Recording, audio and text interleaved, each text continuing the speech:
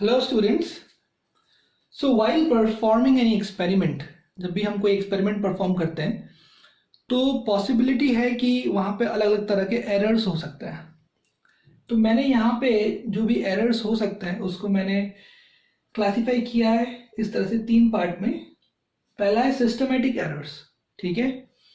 दूसरा है random errors और तीसरा है लीस्ट काउंट एरर। तो सिस्टमेटिक एरर का मतलब क्या है वो देखते हैं हम लोग। तो जब हम एक्सपेरिमेंट परफॉर्म करते हैं और उसमें हम कुछ इंस्ट्रूमेंट्स का यूज़ करते हैं, तो अगर वो इंस्ट्रूमेंट्स प्रॉपर नहीं है, राइट, या उसमें कुछ डिफ़ॉल्ट है, जैसे कि उसमें पहले से ही कुछ रीडिंग्स में एरर है जिसको हम ज़ीरो एरर कहते हैं, जो हम बाद में डिस्कस करेंगे। मतलब इंस्ट्रूमेंट में अगर फॉल्ट है, राइट, आपके पास एक फॉल्टी इंस्ट्रूमेंट है, अगर आप उससे मेजरमेंट करोगे तो ऑब्वियसली जो रीडिंग आएगा वो गलत आएगा, है ना। तो उसमें कुछ एरर हो सकता है, राइट। हमें लग रहा होगा कि ये रीडिंग सही है, क्योंकि हमें एक्चुअली उस वक्त पता नहीं होगा कि ये इंस्ट्रूमेंट का फॉल्ट है। तो अगर इंस्ट्रूमेंट में फॉल्ट है तो हम जो रीडिंग ले रहे हैं, हम जो एक्सपेरिमेंट कर रहे हैं, उसमें एक एरर आ सकता है, ठीक है, जिसको हम इंस्ट्रूमेंटल एरर कहते हैं। एक्सपेरिमेंटल एरर, तो जैसे अभी हम एक्सपेरिमेंट परफॉर्म कर रहे हैं, तो एक्सपेरिमेंट परफॉर्म करने के कुछ स्टेप्स होते हैं, हमें वो प्रॉपर स्टेप्स फॉलो करने होते हैं। अगर हमने वो प्रॉपर स्टेप्स नहीं फॉलो किए, हमने एक्सपेरिमेंट प्रॉपरली परफॉर्म नहीं किया है, तो वो गलत स्टेप्स करने की वजह से, right, due to performing the experiment in a wrong way, उसकी वजह से भी हमारा जो रीडिंग है, हमारे जो रीडिंग्स आने वाले हैं उसमें एरर हो सकता है और फाइनल जो रिजल्ट है वो भी गलत हो सकता है। फिर पर्सनल एरर।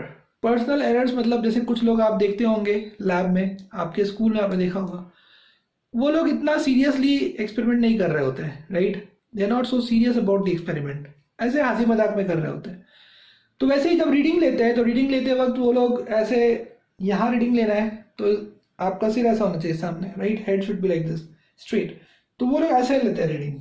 अच्छा 2.5, ये एक्चुअली वो 2.4 रहता है कि नहीं, वो 2.4 है, यहाँ से देख रहे हो क्या लग रहा है, अच्छा 2.5 लिख देता है। इसको पर्सनल एरर कहते हैं।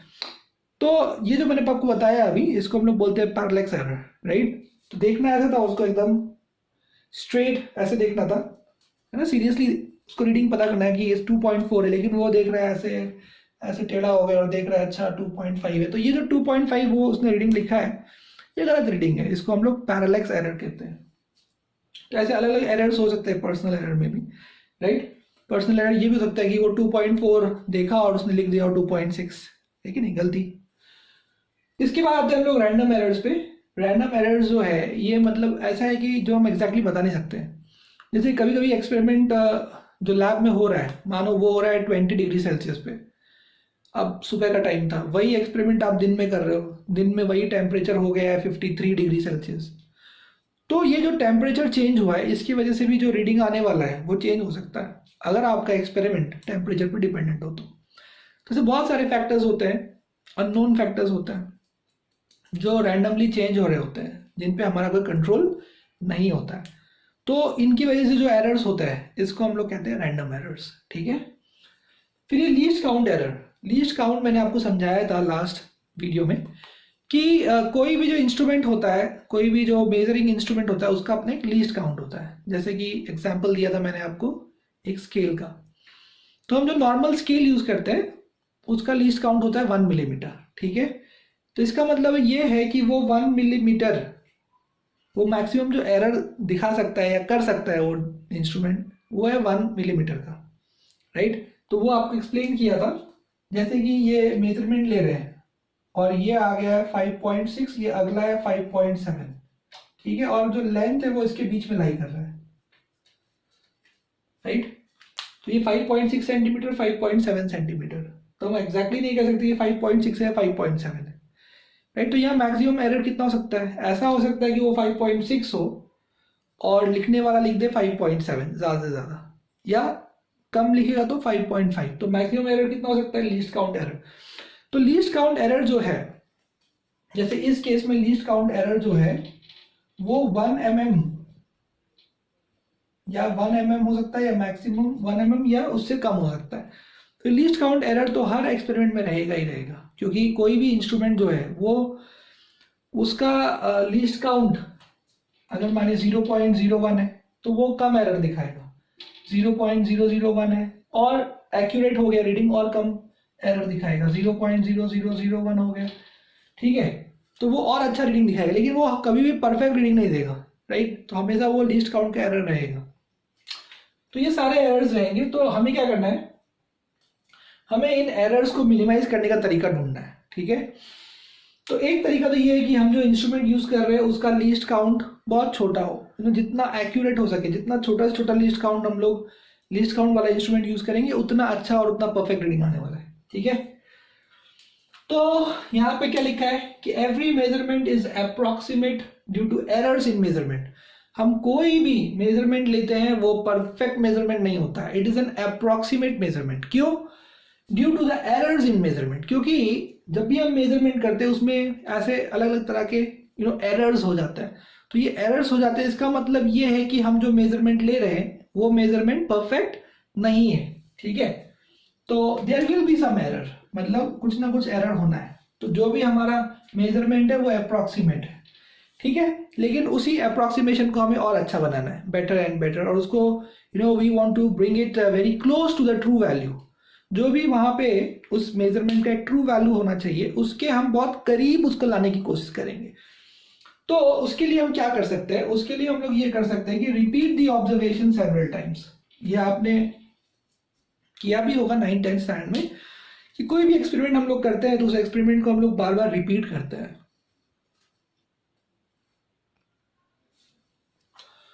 सो वी वांट टू हम लोग चाहते हैं कि जो एरर्स हैं वो कम हो जाए।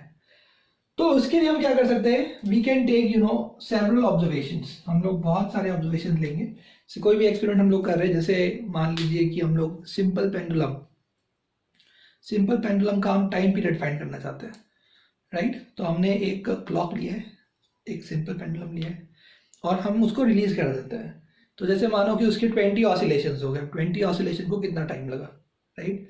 तो सेकेंड फिर से वो एक्सपेरिमेंट रिपीट करेंगे कि फिर से 20 ऑसिलेशन को कितना टाइम लगा। इस तरह उसको बार बार रिपीट करेंगे, और फिर हम क्या करेंगे, then we will take the arithmetic mean of these values. तो जो भी हमने ये रीडिंग्स फाइंड आउट किए, राइट, यानी हमने सेम एक्सपेरिमेंट रिपीट किया है, लेकिन वो रीडिंग्स थोड़ा सा आगे पीछे हो सकता है क्योंकि अलग अलग रीजन है उसके लिए, है कि नहीं। तो ये जो रीडिंग्स हैं इनको हमने लिख लिया एक जगह। मान लो कि रीडिंग्स हो गए A1, A2, A3, इस तरह से बहुत सारे रीडिंग्स हो गए। फिर हम क्या करेंगे, फिर हम उसका अरिथमेटिक मीन निकालेंगे। अरिथमेटिक मीन, तो अरिथमेटिक मीन क्या होता है, वो होता है इन सबको ऐड कर लो, मीन वैल्यू पता होगा आपको, ऐसे ऐड कर लो। ऐसे मान लेते कि 3 वैल्यूज है, ठीक है, तो अगर 3 है तो डिवाइड बाई 3 करना है, तो इसको हम बोलते हैं मीन, अरिथमेटिक मीन, ठीक है। अगर 4 वैल्यूज है तो उसको 4 से डिवाइड करना है, अगर 5 है तो 5 से डिवाइड करना है, ठीक है। तो जितने हमने रीडिंग्स लिए, right, you have to divide by that number. अगर मैं 5 रीडिंग्स लिए, डिवाइड बाय 5। तो वो कह रहा है कि this would be very close to the true value, right, of the measured quantity. Okay, तो हम लोग अब आपको ये जो प्रोसेस है पूरा ये आपको एक्सप्लेन करेंगे डिटेल में, राइट। तो लेट अस स्टार्ट। अब मैं आपको बताऊंगा यहाँ पे कि how we can find out the absolute errors and the mean absolute error, ठीक है। तो लेट अस स्टार्ट। तो सबसे पहले let us take some readings. तो we are taking here some readings A1, A2, A3 dot AN. So we have taken n readings, ठीक है। So first of all we'll try to find out its true value, right? That is the step number 1. So how to find out its true value? तो बताया था मैंने आपको कि हम उसका मीन फाइंड करेंगे। We'll try to find out its mean value. तो mean value would be very close to the true value, ठीक है। तो उसी को हम एज ए ट्रू वैल्यू लेंगे। तो मीन वैल्यू क्या होगा, वो होगा कि आप ये सारे रीडिंग्स को ऐड कर लो और जितने रीडिंग्स आपने लिए उस नंबर से डिवाइड कर दो। जैसे हमने यहाँ पे n रीडिंग्स लिए तो हम n से डिवाइड कर देंगे, ठीक है। तो इसको हम लोग कहते हैं मीन वैल्यू, ठीक है। इसके बाद हम लोग क्या करेंगे, इसके बाद हम लोग फाइंड आउट करेंगे एब्सोल्यूट एरर्स। तो एब्सोल्यूट एरर्स का मतलब क्या है कि जैसे ये A1 है, ये AM है, तो ये जो रीडिंग है, ये रीडिंग अपने ट्रू वैल्यू से कितना ज़्यादा है या कितना कम है, ये तो फिर हमें मालूम पड़ेगा कि इस रीडिंग में एरर क्या है। इसको हम लोग कहते हैं एब्सोल्यूट एरर। तो जो पहला रीडिंग है, पहले रीडिंग में कितना एरर है, तो वो पहले रीडिंग का एब्सोल्यूट एरर। तो पहले रीडिंग का एब्सोल्यूट एरर क्या होगा, वो होगा डेल्टा A1, यानी ये A1 इस ट्रू वैल्यू से कितना कम या ज्यादा है। ठीक है, अब हम फाइंड आउट करेंगे जो सेकेंड रीडिंग है। तो जो सेकेंड रीडिंग है उसका एब्सोल्यूट एरर क्या है। ठीक है, यानी वो अपने ट्रू वैल्यू से कितना आगे पीछे है, इस तरह से। फिर हम लोग ऐसे ही फाइंड कर सकते हैं जो ये nth रीडिंग है, nth रीडिंग, तो ये nth रीडिंग, इसमें एब्सोल्यूट एरर क्या है, तो वो अपने ट्रू वैल्यू से कितना ऊपर या नीचे है, कितना ज्यादा या कम है, तो वो हो जाएगा an माइनस am। ठीक है, तो अब ये ध्यान दीजिए आप कि यहाँ पे जो ये वैल्यूज हैं ये पॉजिटिव या नेगेटिव दोनों आ सकते हैं, ये पॉजिटिव या नेगेटिव दोनों आ सकते हैं। ठीक है, तो इसको हम लोग कहते हैं एब्सोल्यूट एरर्स। ठीक है, ये है स्टेप नंबर 2। इसके बाद हम लोग का जो थर्ड स्टेप है वो है मीन एब्सोल्यूट एरर। क्या है वो, मीन एब्सोल्यूट एरर। तो ये जो मीन एब्सोल्यूट एरर है ये कैसे फाइंड करते हैं, तो इसमें हम लोग डेल्टा ए मीन, यानी ये जो हमने यहाँ पे एरर फाइंड आउट किया है, जो एब्सोल्यूट एरर्स है, इसका हम मीन फाइंड आउट करते हैं। तो इसका मीन कैसे फाइंड आउट करते हैं, इसका मीन हम लोग फाइंड आउट करने के लिए ये सारे जो वैल्यूज हैं इसका हम मॉड लेते हैं। तो इनका मॉड लेते हैं, अलग अलग जो मैक्सिमम पॉसिबिलिटी है एरर का, वो सब का हम मॉड ले लेते हैं इस तरह से। ठीक है, तो मॉड लेने के बाद ये सारे वैल्यूज पॉजिटिव हो जाते हैं और इसको फिर हम लोग n से डिवाइड कर देते हैं। तो यहां से हमें मिल जाता है कि जो मीन एब्सोल्यूट एरर है वो कितना है। तो एक तो ये एब्सोल्यूट एरर और ये मीन एब्सोल्यूट एरर। ठीक है, तो अब हम लोग इस रीडिंग को कैसे एक्सप्रेस करते हैं, तो जो भी रीडिंग हमने लिए हैं, हमने तो बहुत सारे रीडिंग लिए, तो उसको हम लोग कैसे एक्सप्रेस करते हैं, उसको हम लोग एक्सप्रेस करते हैं एज ए ट्रू वैल्यू, यानी ये वाला true value plus mean absolute error, इस तरह से। तो ये क्या है, ये है मीन एब्सोल्यूट एरर, ये है एब्सोल्यूट एरर और ये है ट्रू वैल्यू। तो कोई भी जो रीडिंग आता है उसको हम ऐसे एक्सप्रेस करते हैं, ट्रू वैल्यू यानी am, यहाँ पे प्लस माइनस लगाते हैं, प्लस माइनस, और मैक्सिमम एब्सोल्यूट एरर यानी डेल्टा am, तो डेल्टा am। तो ये हो गया अपना final reading.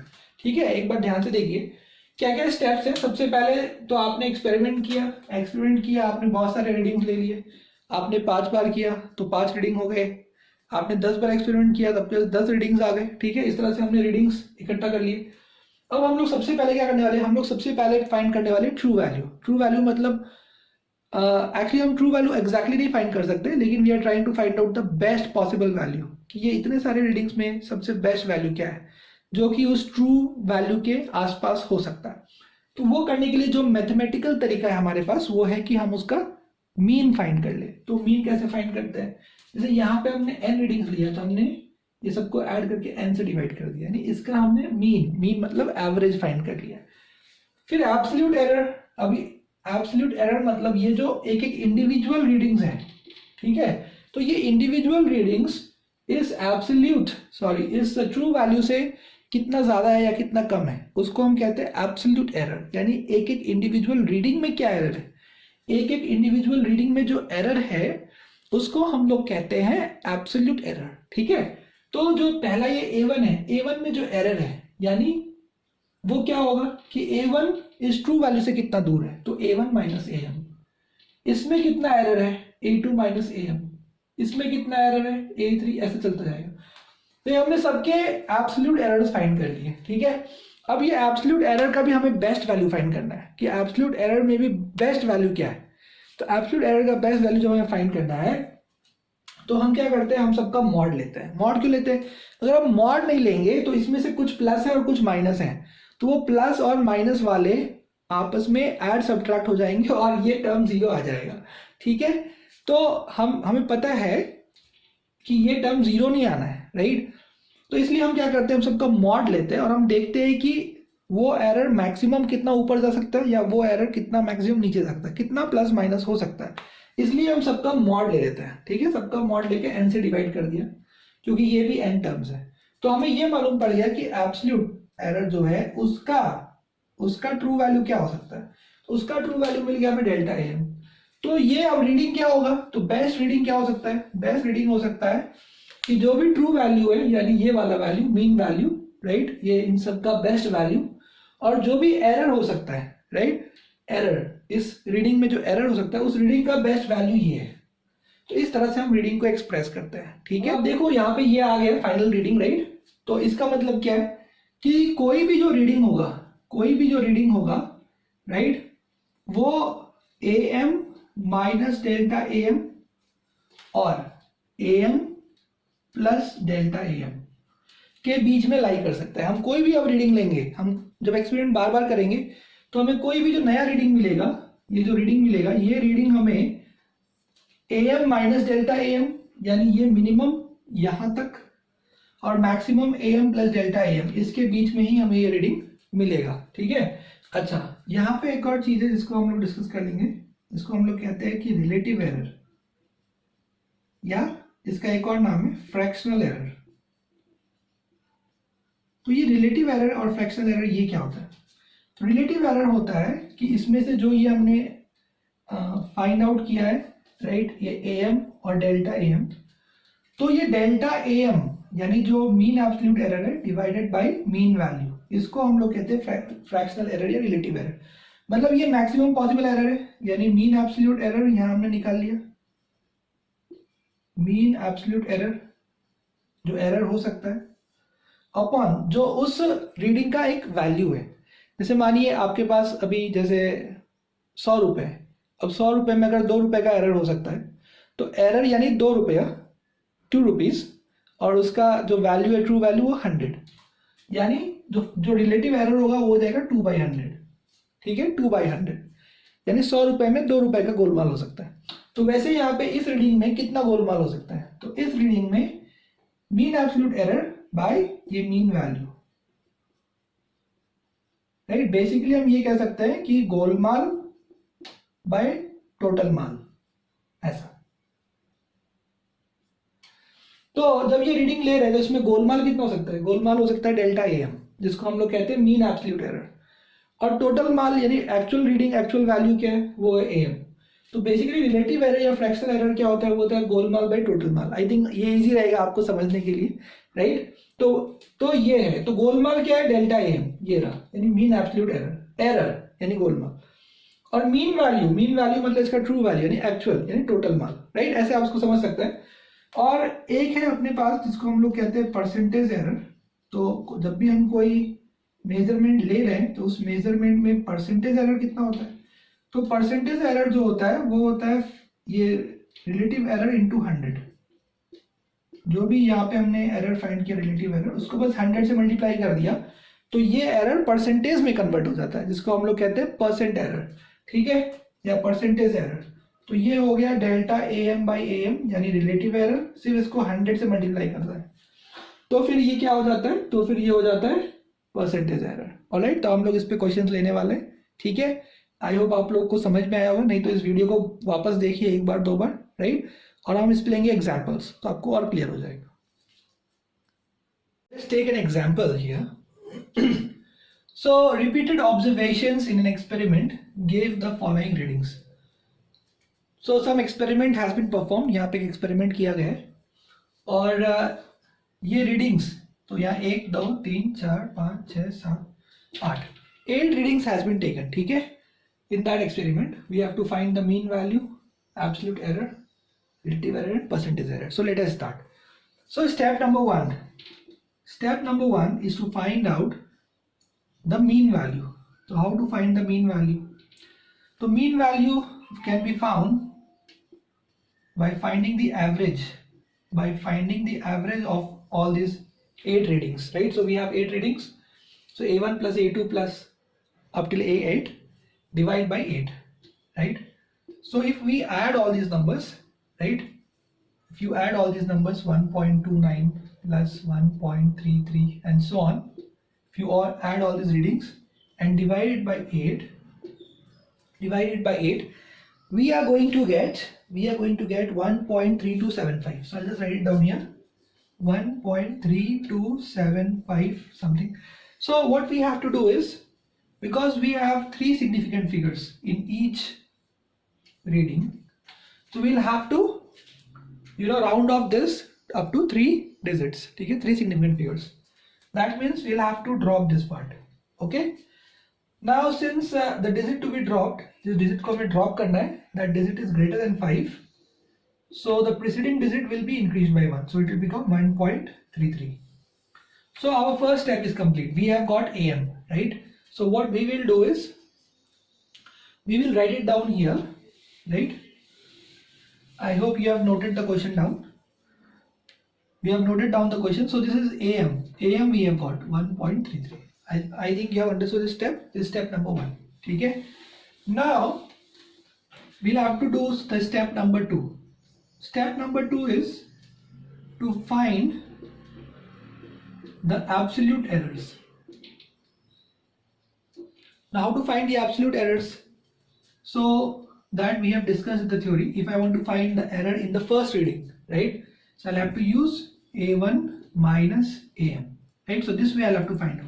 So A1 is given to me is 1.29. So this will be 1.29 minus 1.33. So minus 0.04. Similarly, I can find out delta A2, that is A2 minus AM.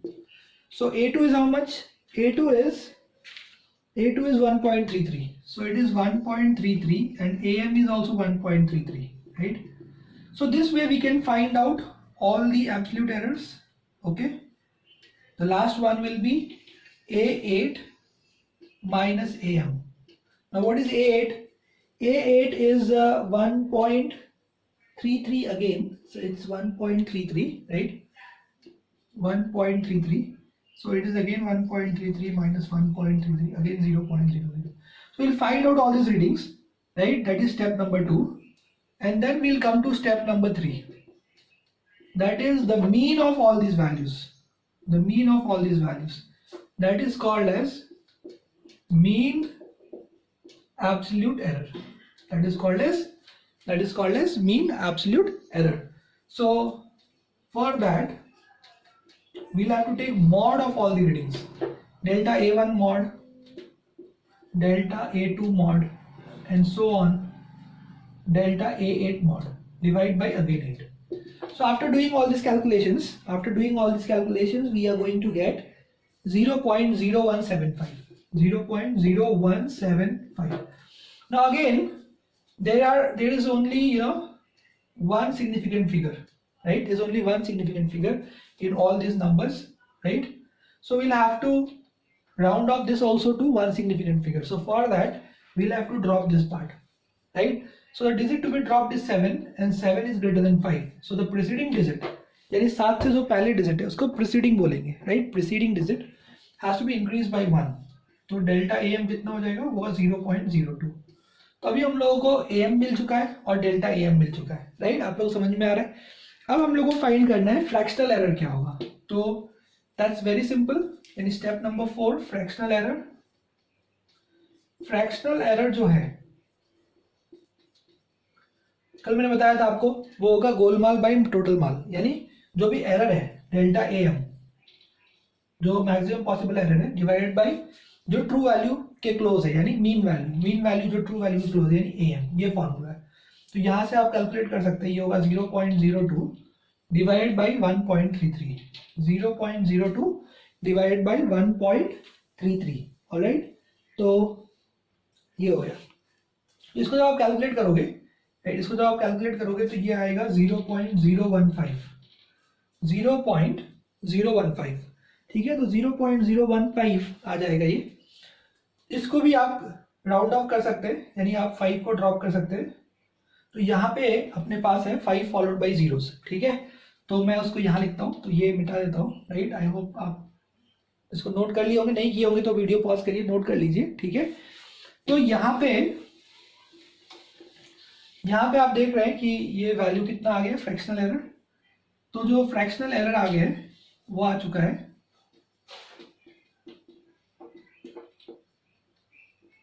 0.02 by 1.33 यानी 0.015। फिर हमें ध्यान रखना है कि जब हम डिवीजन कर रहे हैं तो डिवीजन करते वक्त जैसे हम इसको डिवाइड कर रहे हैं तो इसमें जो सिग्निफिकेंट फिगर्स है वो कितने हैं, वो 1 है, और इसमें जो सिग्निफिकेंट फिगर्स है वो 3 है। तो मल्टीप्लाई और डिवाइड करते वक्त जिस भी नंबर में least number of significant figures होते हैं हमें उतने ही सिग्निफिकेंट फिगर्स आंसर में भी चाहिए होते हैं। इसका मतलब हमें यहाँ पे सिर्फ एक सिग्निफिकेंट फिगर चाहिए, तो हमें क्या करना है, हमें 5 फॉलोड बाई जीरोस, इसको हमें क्या करना है, इसको हमें 5 या 5 फॉलोड बाई जीरोस, यहाँ जीरो नहीं है अभी, बट 5 या 5 फॉलोड बाई जीरोस को हमें क्या करना है, यहाँ से हमें इसको हटाना है, ठीक है, इसको ड्रॉप करना है। तो जब आप इसको ड्रॉप करते हो तो उसमें एक रूल हमने आपको बताया था कि जब भी 5 या 5 फॉलोड बाई जीरोस का आप क्या करोगे, उसको आप ड्रॉप करोगे, तो अगर उसका जो प्रीसीडिंग डिजिट है वो ऑड है, अगर तो वो ऑड है तो वो 1 से बढ़ जाएगा। तो यहाँ पे आप देख सकते हैं इसके आगे जो डिजिट है वो ऑड है, इसलिए ये हो जाएगा 0.02, यानी फ्रैक्शनल एरर आ जाएगा प्लस माइनस 0.02। तो हमने प्लस माइनस क्यों लगाया, क्योंकि ये जो ट्रू वैल्यू है, ट्रू वैल्यू से इतना ज़्यादा भी हो सकता है और ट्रू वैल्यू से इतना कम भी हो सकता है, राइट। तो मतलब एक्चुअल जो रीडिंग हुआ हमारा, एक्चुअल रीडिंग क्या हो जाएगा, वो हो जाएगा AM plus minus delta AM। तो AM कितना आया था, AM आया था 1.33 और डेल्टा AM कितना आया है, वो ये आया है 0.02, ठीक है, ओके। और ये आया फ्रैक्शनल एरर। अब बात करते हैं हम लोग परसेंटेज एरर की। तो परसेंटेज एरर क्या होता है, परसेंटेज एरर होता है fractional error into 100, fractional error into 100, ठीक है। तो अभी अपने पास जो फ्रैक्शनल एरर है वो आ चुका है। तो फ्रैक्शनल एरर एग्जैक्टली कितना आया था, एग्जैक्टली ये आया था, तो इसको ले लीजिए आप, ये हो गया 0.015 इंटू 100, मतलब ये हो गया 1.5%। तो जब आपको फ्रैक्शनल एरर निकालना हो तो फ्रैक्शनल एरर को निकाल के आप इस तरह से क्या कर सकते हैं, उसको राउंड ऑफ कर सकते हैं। लेकिन जब आपको परसेंटेज एरर निकालना हो तो जो एग्जैक्ट नंबर आया वो एग्जैक्ट नंबर लेके ही आपको इंटू 100 करना पड़ेगा, ठीक है, क्योंकि ये 1.5% है, इसको आप करोगे तो आ जाएगा 20%, राइट। तो फिर वो बहुत ज़्यादा गैप हो जाएगा। इसलिए जब भी हम लोग को परसेंटेज एरर निकालना तो जो फ्रैक्शनल एरर आया एग्जैक्ट उसी को लेके इंटू 100 करेंगे, और जब सिर्फ फ्रैक्शनल एरर निकालना तो उसको हम अप्रॉक्सीमेट कर देंगे इस तरह से, ठीक है, राउंड ऑफ कर देंगे, ठीक है। तो इस तरह से करना है। आई होप आपको समझ में आया एग्जाम्पल, ठीक है। तो इसको आप फिर से देखिए, राइट, रिपीट करिए और इसको सॉल्व करिए।